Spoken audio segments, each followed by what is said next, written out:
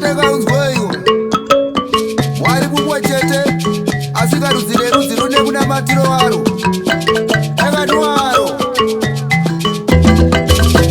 oiye oi oye oiye oi ebaba oiye oi emamo oye oiye oi oye oiye oi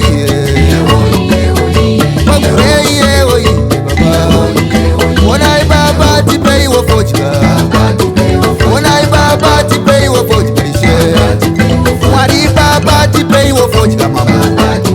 Samate mba ti pay wo bute Mwanamte matora wo fojka yo Mwanamte matora fojka iwe Tizara kori noda fojka yo Tizara kora ifemba fojka iwe Kawaka fava ifemba fojka kari Sakane wetora fojka iwe We wotora wo fojka iwe Mwari baba tipei wo fojka wo Samate mba tipei wo fojka mama Ondoro zedu za ifemba fojka ishe Mitimu yedu ya ifemba fojka mama Mashavi yedu ya ifemba fojka ishe Makare kare vaifemba bute Mumabira vaifemba bute Mazadaka vaifemba bute Harapwa zaifemba bute Jembere zaifemba bute Vanatete vaifemba bute Mazera ese aifemba bute Mafazua vaifemba bute Kuchamembe vaifemba bute Maoza nyemba vaifemba bute Mavirira vaifemba bute Muondoro zaifemba Mazikiro aifemba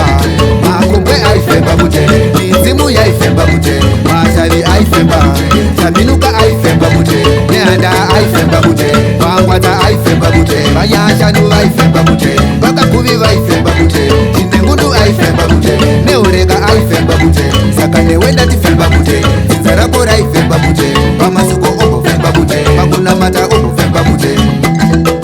Wewo tipei wo fojka Onai baba tipei wo fojka Musika wanu tipei wo fojka mama Mwari baba tipei wo fojka Vasekuru tipei wo fojka Vatete tipei wo fojka Tatamu ya tipei wo fojka Tatekuru tipei wo fojka Wewo tipei wo bute Ona mai wo tipei wo bute Sekuru wedu tipei wo bute Kana wenyu vanoda bute